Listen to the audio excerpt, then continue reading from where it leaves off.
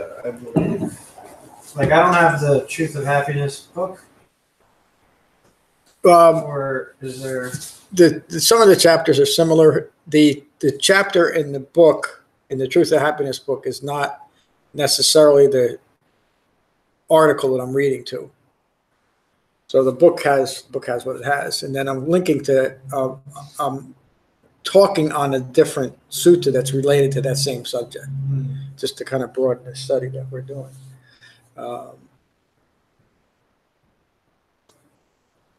Well, yeah, if you're not following along, I realize what there is to that. You can follow along if you want. All the talks are up, you know that. And then this week's, I've been following along with every week's talk, but I don't have the Truth of Happiness. I haven't been following along in that book. Oh, okay. But the articles, when you link to the articles, I've been reading the articles. But I read the chapter on Sunyata in Becoming Buddha. And, oh, that's a different. Yeah, that's just an article for this week's. Okay, so now I know where we're at.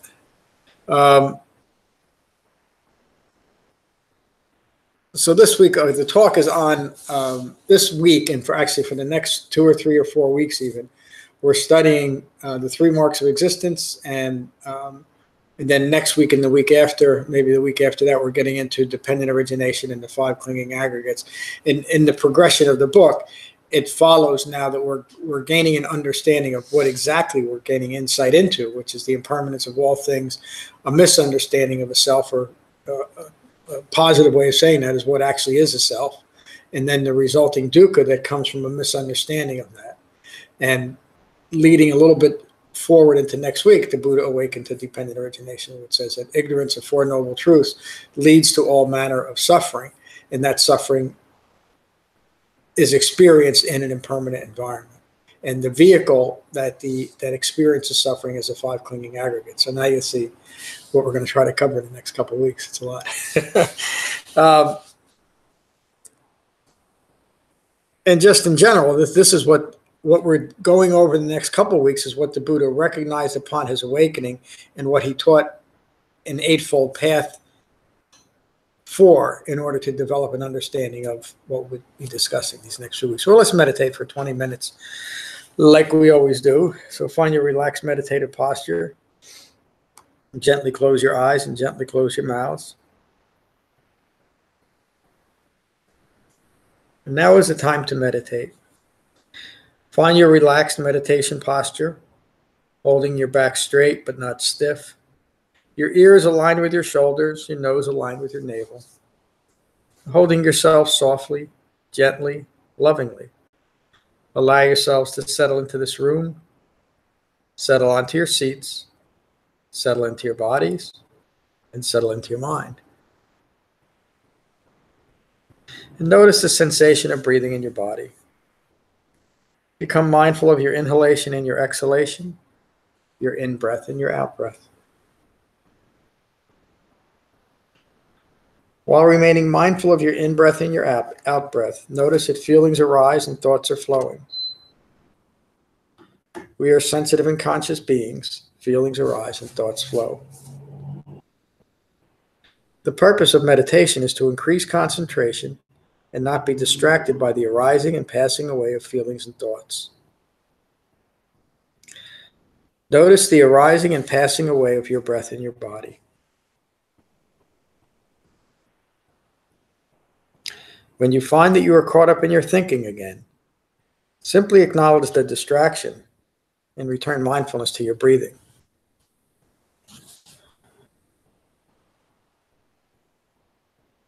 Relaxing your thoughts, remaining mindful of the arising and the passing away of your breath in your body.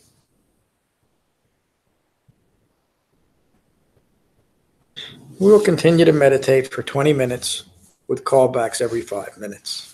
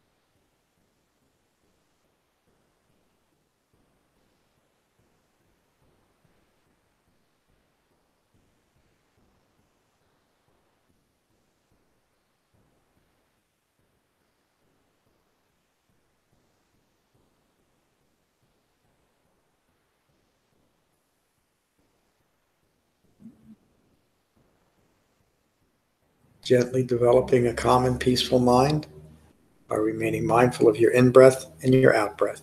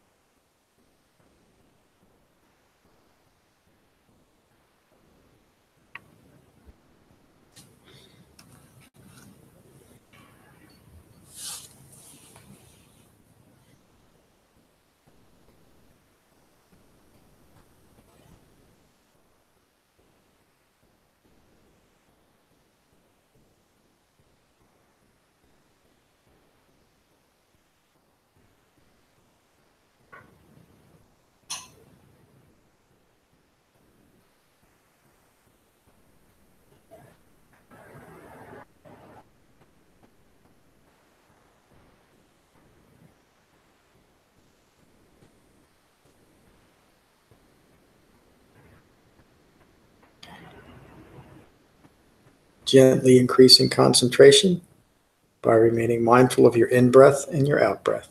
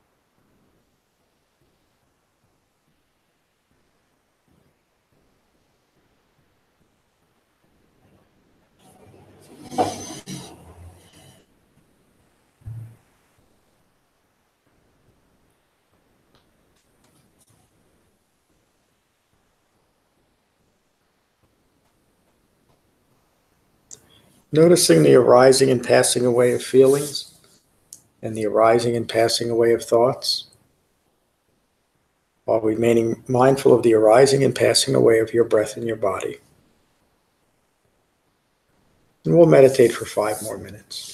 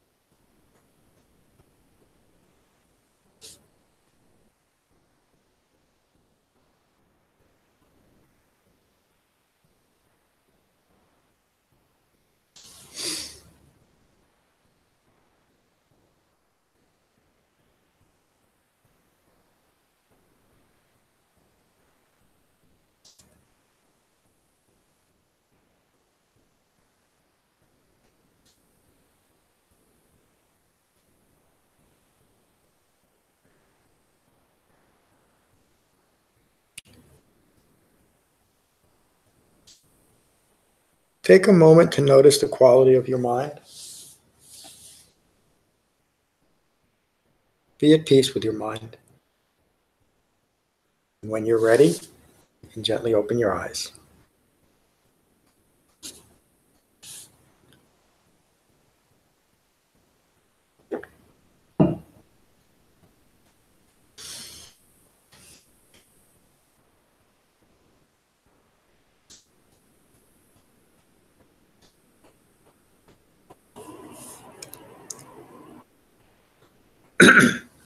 So we're halfway through the course, give or take. We began with an introduction to Shamatha-Vipassana meditation, the meditation method that the Buddha taught within that broader framework of the Eightfold Path. Then we studied the Buddha's teachings on mindfulness from the Four Foundations of Mindfulness, the Four Noble Truths, and then the Eightfold Path over the past 3 weeks. And so now we're getting into what all that applies to.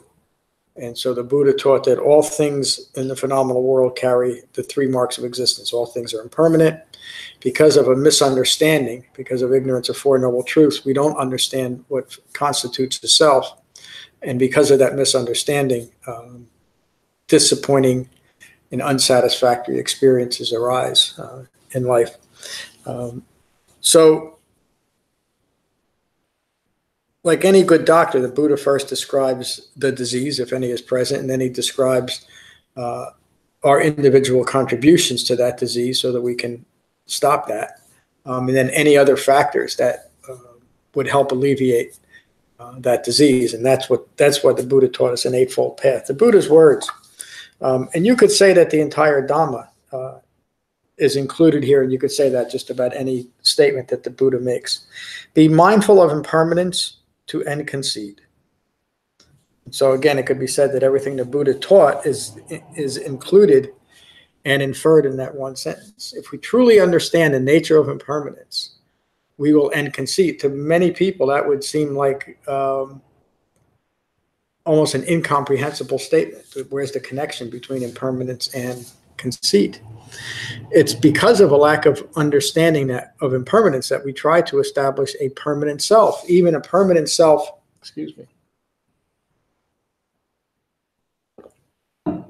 even a permanent self that has been bestowed the gift of grace and faith, that it itself is an entity that can live forever. And that's the big one. So in order to decide that we have to have or are inhabiting a permanent self, we first have to trick ourselves into believing that it is a permanent self, when in fact the truth of the matter is that anything that we can use to define a self is in itself impermanent, and so the self is impermanent, which ultimately means that it's foolish to even attempt to try to do that, which includes trying to attempt to create a better or more formidable self and then establish that self as permanent, meaning in some way better suited to the environment, either physically, emotionally, spiritually, mentally, or all of the above, and then say, aha, that's an awakened human being. That's my ideal picture of what awakening means, someone that can overcome all of this. And of course, the Buddha never taught any of that. He taught that any attempt to do so with that intention is itself foolish.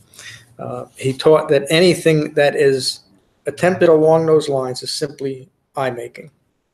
And then he continues by saying, when impermanence is understood, it is also understood that none of this, meaning the entire environment that we're living in, is self. Understanding not self uproots conceit.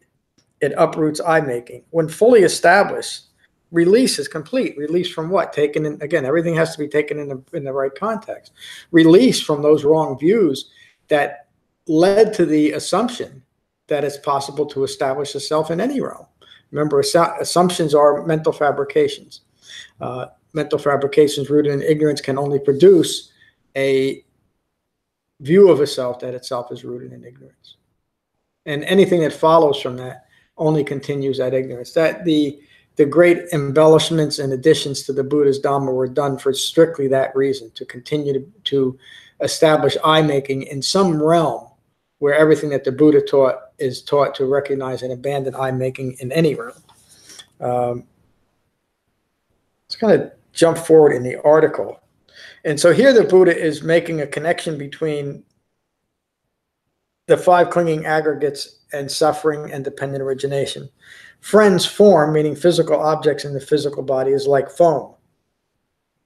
Seeing clearly, foam is empty and without substance, whether past, present, or future, internal, external, subtle or obvious. Seeing form as it is, like foam on the water, brings wisdom to the well-instructed.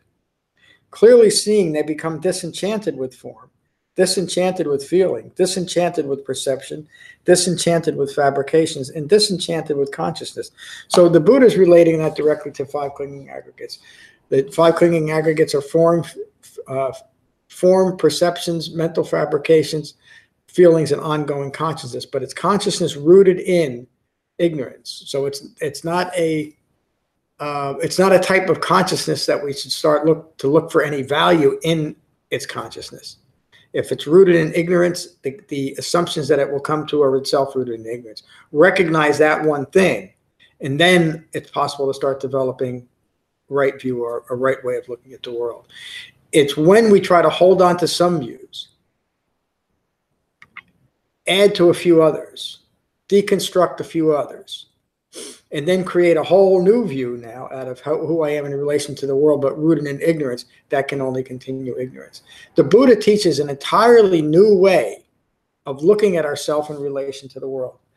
That's simply another way of saying we go from a wrong view to a right view, but we have to be willing to challenge the initial wrong views, or we'll never be able to get to and enter into right view. As the Buddha teaches right view, is be mindful of wrong view and enter remain in right view. This is one's right view. And then he goes through a whole series that we've gone through in the past couple of weeks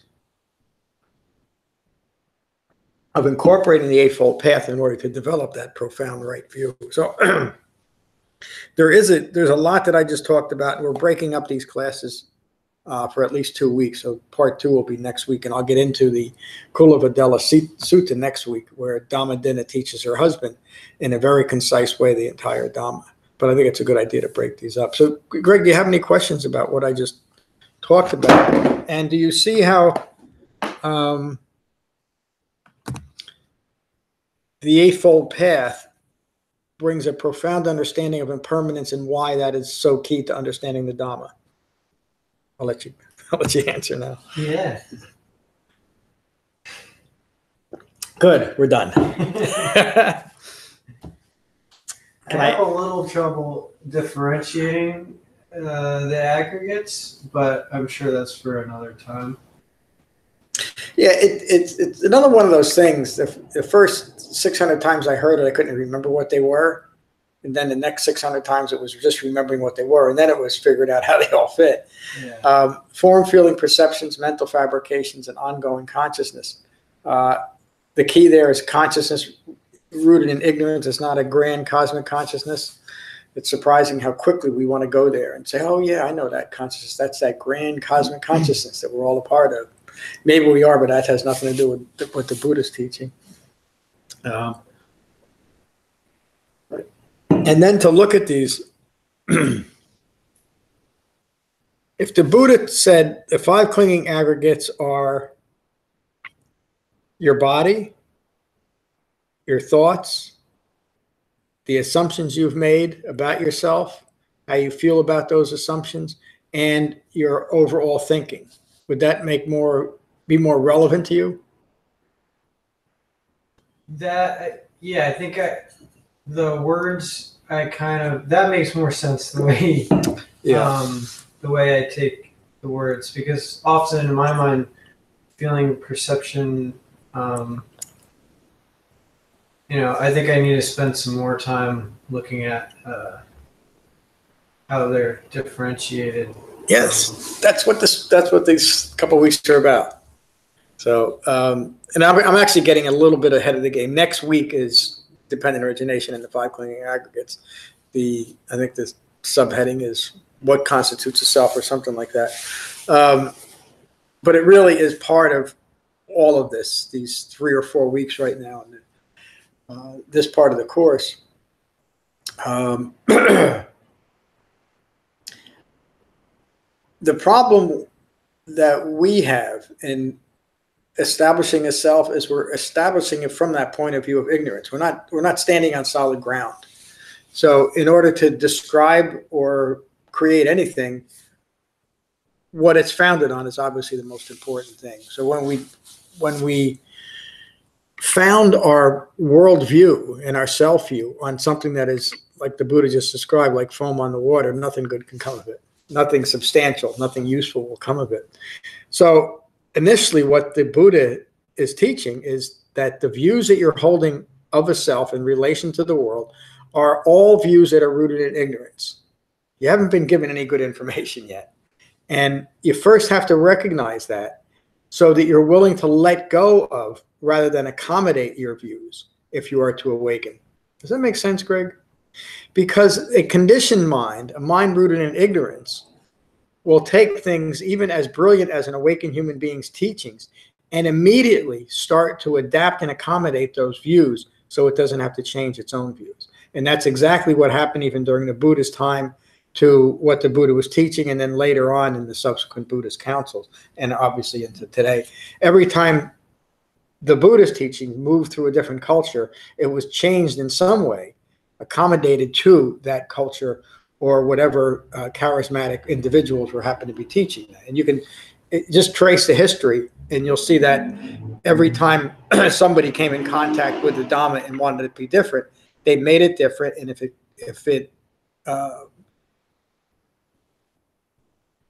if other people were interested in that way, then it grew, and if it didn't, it didn't grow. But that's exactly how different Buddhisms developed too. All rooted in that initial wrong view that the Dhamma should be something other than what it is. So the important thing about what we're looking at now is to recognize that all things are impermanent, including this thing that I am calling a self. And that leads directly to the third noble truth, and that cessation of the process of self-created dukkha is possible. It points to impermanence. And because I'm the one that set the wheel of lies in motion, the untruths, I'm also the one that can undo it. And I can establish reality in my life as long as I know where to look for it and how to do it. And again, that's exactly why the Buddha taught an eightfold path. It's not to describe reality to us so we learn it and take it on like it's an acquired learning. We learn it, then we experience it, and then we live it. It becomes part of our life. This initial opening into understanding that all things are impermanent is as important as pointing to the goal of understanding the nature of suffering, because it's all tied together. The end result is a profound understanding of the nature of human life, and that as human beings, we are always in a constant process of becoming. And so then that leads to the most important question that we can ever ask ourselves or anyone else. What am I going to become? And that is reflected in what we're holding in mind in this moment. That is why a well-concentrated mind is necessary to develop, to hold in mind the refined mindfulness of the Eightfold Path, so that our life, as our life unfolds, becomes a moment-by-moment reflection of the understanding of the Eightfold Path. So that's tonight's talk. Many questions about that or where we're going with this? Does it make sense, Greg? Do you see? It does. And, specifically, it speaks to me. I've been guilty of that desire to find that loophole in any teaching to give up the self, to want, every time there's another teaching that seems to allow for a permanent self, people deeply want that. They get excited, like, oh, maybe I can keep this self. Yeah. And I've definitely been guilty of that in the past and seen it and felt it when it feels, it seems very obvious at other times that all things are impermanent and all these pieces are. If every piece is impermanent, there's nothing there. Yeah, and so why keep chasing after it or keep creating concepts and theories about this type of thing? It only serves to be a further distraction from the truth, and so it's hurtful in that way. And again, it doesn't mean that we should judge any of it harshly, just to recognize it, you know, and wake up if we want to. If we don't want to, we don't have to either. You know, we don't have to face reality that all things are impermanent and there's nothing that we can build the self on. Do you see the efficacy of it and the directness of the Dhamma? In other, it almost has to be that way, doesn't it? In order to not have the Dhamma be just another distraction. It needs to be kept pure and well focused in that way. So. And it like the foundation. It's hard to say that may be the key or most important part, but I guess impermanence if you still cling to the permanent self, all the rest of it it'll still be helpful maybe in your personal life, but the rest of it kind of all falls apart as you try and adapt it to maintain a sense of self. Yeah, that's all right. I think anybody that just takes up Buddhism in general will improve their quality of life, much like any religion will do. And I'm not putting down other religions either. Most of them have a moral and ethical component that helps give you some direction in your life, and that's a good thing. As you get deeper into what the Buddha is teaching, you realize that it has very little to do with that side of it, but it has everything to do with thinking in a mature and direct way that reflects reality rather than how we wish something would be. And again, that is pointing directly to impermanence. And think about the model that the Buddha lived in, which is very similar to today, that you could establish a familial lineage even within an impermanent environment, meaning a royal name, which was very common. Again, it's still common today. We could establish a self that outlives, or at least a name that outlives the physical body. And there was some significance put to that. We play all kinds of games to try to establish a permanent self where it can't be done. And then we do so in such silly names by even putting labels on things like king or queen or prince or any of that stuff, to further attempt to string out what can't be strung out, meaning permanence. When the Buddha gave his first teaching to the 5 groups of friends, Kandana got it. He said that all impermanent things that arise are subject to cessation. The Buddha said, "You're awake."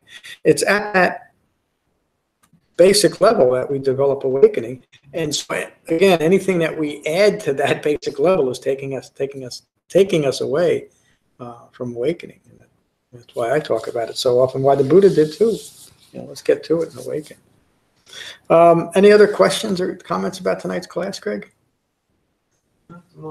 Okay, so we're going to continue with the same week 7 for next week, and next week I'll talk on the Dhammadinna Sutta, and then we'll get into dependent origination and the 5 clinging aggregates again. So the next 2 or 3 or 4 weeks are going to be on these same subjects. If you want to just read both of those chapters and this one again. So we'll finish with metta like we always do. So, find your relaxed meditative posture and gently close your eyes and gently close your mouth.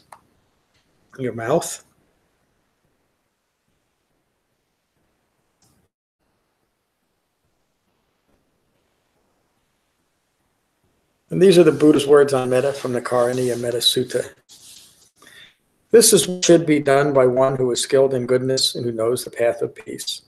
Let them be able and upright, straightforward and gentle in speech, humble and not conceited, contented and easily satisfied, unburdened with duties and frugal in their ways, peaceful and calm and wise and skillful, not proud or demanding in nature.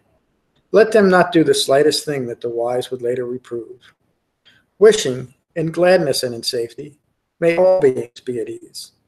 Whatever living beings there may be, whether they are weak or strong, omitting none, the great or the mighty, medium, short, or small, the seen and the unseen, those living near and far away, those born and to be born, may all beings be at ease. Let none deceive another or despise any being in any state. Let none through anger or ill will wish harm upon another. Even as a mother protects with her life her child, her only child, so with a boundless heart should one cherish all living beings. Radiating kindness over the entire world, spreading upwards to the skies and downwards to the depths, outwards and unbounded, freed from hatred and ill will. Whether standing or walking, seated or lying down, free from drowsiness, one should sustain this recollection. This is said to be the sublime abiding.